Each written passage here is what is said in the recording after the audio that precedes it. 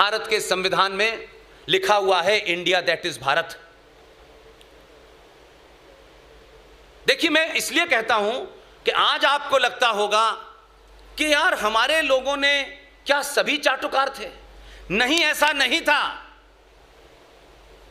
उस जमाने भी बड़े बड़े पुरोधा थे, महान लोग थे। आपकी नजर नहीं गई क्योंकि आपको भी चाटुकारों का भजन कीर्तन करने की आदत पड़ गई थी। जहां इंडिया दैट इज भारत यानी भारत के संविधान के पहले पेज की पहली लाइन ही यही है, India that is Bharat, colonel साहब।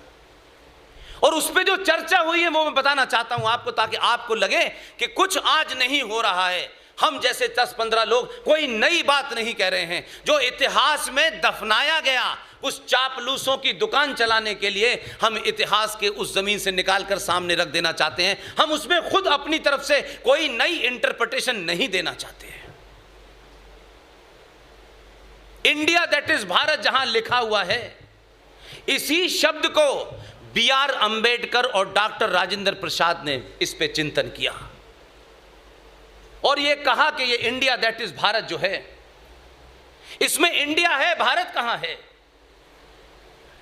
आप सोचिए कि आपके पूर्वज कितनी खामोशी से हिंदू सनातन वैदिक सभ्यता के चिन्हों को प्रकट कर गए, लेकिन हम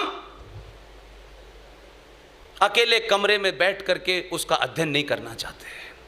हम सुनी सुनाई बातों को आगे बढ़ाते हैं, जैसे सारे धर्म बराबर जैसा फ्रॉड आपने चलाया। उस वक्त अंबेडकर ने डॉक्टर राजेंद्र प्रसाद के साथ यह मंत्रणा की कि यह भारत का संविधान इंडिया है, इंडिया लिखा हुआ है, लेकिन इसमें भारत नहीं है, क्योंकि 1835 का गवर्नमेंट ऑफ इंडिया एक्ट 1935 की ज्यादातर फोटोकॉपी है। तब अंबेडकर ने डॉक्टर राजेंद्र प्रसाद से कहा, इसमें हम भारत कैसे प्रदर्शित कर सकते हैं? यह दोनों बातचीत है, क्योंकि उस बातचीत के जो गवाह थे उनका निधन 2007 में हुआ है जबलपुर में, उनका परिवार मौजूद है। इस पे डॉक्टर राजेंद्र प्रसाद ने कहा कि देखिए, संविधान का जो लिखने का काम था वो पूरा हो गया है, लेकिन एक काम हम कर सकते हैं और इसकी सहमति भी ले सकते हैं। उन्होंने कहा कि इस संविधान के अंदर अलग अलग पेज पे जहां फंडामेंटल राइट्स लिखे हैं, जहां आपकी ड्यूटीज लिखी हुई हैं, हम इन तमाम जगह पे क्या कुछ उस सनातन सभ्यता के जो चिन्ह थे, सत्ताएं पहले कैसे चलती थी, फंडामेंटल राइट क्या होते थे, ड्यूटी क्या होती थी, आदर्श समाज क्या होता था, हम उस दौर के कुछ चिन्हों को इसमें डाल दें तो आने वाली नस्लों को इसमें इंडिया लिखा हुआ मिलेगा और तस्वीरों में भारत नजर आएगा। और यह फैसला लेने के बाद बंगाल के शांति निकेतन, वहां से नंदलाल बोस नाम के एक बहुत बड़े आर्टिस्ट को बुलाया गया और उनसे कहा कि आप इसका अध्ययन करें, और अध्ययन करने के बाद जहां जहां आपको यह लगता है कि जो सब्जेक्ट लिखा है उस सब्जेक्ट से रिलेटेड हजारों साल पहले क्या व्यवस्था थी, आप उनके चिन्ह बनाएं। उन्होंने 8 लोगों की टीम बनाई, जिसमें राम मनोहर विहोर साहब जो जबलपुर के रहने वाले थे, उनके कुल चित्रों में से 22 चित्रों में से 12 चित्र राम मनोहर विहोर साहब के बने हुए हैं।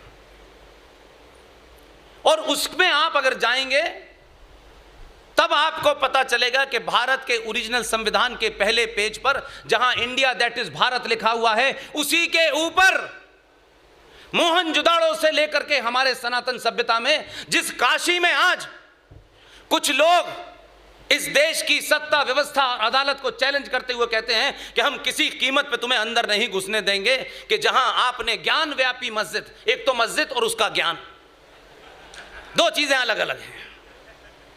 उस मस्जिद में जहां नीचे बाबा विश्वनाथ के तोड़े हुए बक्से बंद हैं, उसकी वीडियोग्राफी से डरे हुए हैं, और नमाज पढ़ने के नाम पर कह रहे हैं कि हम घुसने नहीं देंगे क्योंकि हम भारत की अदालत को नहीं मानेंगे, क्योंकि तुम नहीं मान रहे थे। जहां जहां तुम्हारे खिलाफ खड़े हुए वहां तुम्हारी पोल खुल गई।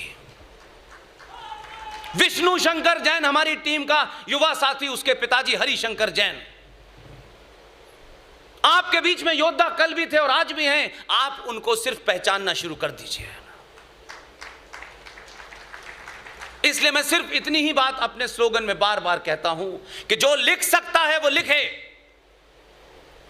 जो बोल सकता है वो बोले, जो चिल्ला सकता है वो चिल्लाए, और अगर इन तीनों कामों में करने में असमर्थ हैं तो जो चिल्ला रहा है उसके साथ खड़े हो जाए। यह भी बहुत बड़ी ताकत है। विष्णु शंकर का जिक्र यहां मैं इसलिए नहीं कर रहा हूं कि मुझे बताना है विष्णु शंकर क्या है, विष्णु शंकर के पिताजी क्या हैं, यह आपको अंदाजा नहीं है। ध्यान रखिएगा, मुंह पे तारीफ सच्ची नहीं होती, तारीफ हमेशा पीठ पीछे सच्ची होती है। इसलिए जब लोग ये सुनेंगे कि आज भागनगर के अंदर इस शहर के तमाम गणमान्य लोगों के सामने मैंने विष्णु शंकर जैन और हरिशंकर जैन उनके पिताजी का नाम लिया, और उन्होंने जो इस राष्ट्र को दिया है वो कोई दे नहीं सकता, बड़े से बड़ा वकील। वकालत बहुत लोग करते हैं, दोनों पार्टियों से पैसा लेते रहते हैं, डेट पढ़वाते हैं, ऐसे बने बहुत सारे वकील होंगे, लेकिन जिन वकीलों ने अपना जीवन भारत सनातनी राष्ट्र को बचाने में लगाया, उनके करतूतें, उनके काम, उनके जो उन्होंने मुकदमे जीते हैं, अगर आपको पता होता और आप ताली बजाते तो विष्णु शंकर जैन और हरिशंकर जैन आज भी बनारस में मौजूद हैं, इसी के लिए लड़ रहे हैं। इसलिए मैं कहता हूं कि ठीक है आप इतिहास में लोगों के, लेकिन जिंदा लोग आपके बीच में बड़ा काम कर रहे हैं। आप सिर्फ ताली बजा करके, आपस में बात करके उनकी चर्चा भी करेंगे, ये चर्चा उनके कान तक जाएगी। इसलिए सरदार पटेल को जो काम सौंपा उन्होंने वो तो बताऊंगा, लेकिन उसी संविधान के पहले पेज पर जहां इंडिया दैट इज भारत है, वहां नंदी की तस्वीर बनी हुई है।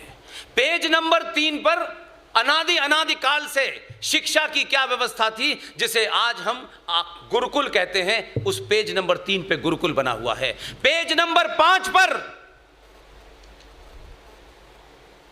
मर्यादा पुरुषोत्तम राम, उनके भाई लक्ष्मण और मां सीता की तस्वीर बनी हुई है।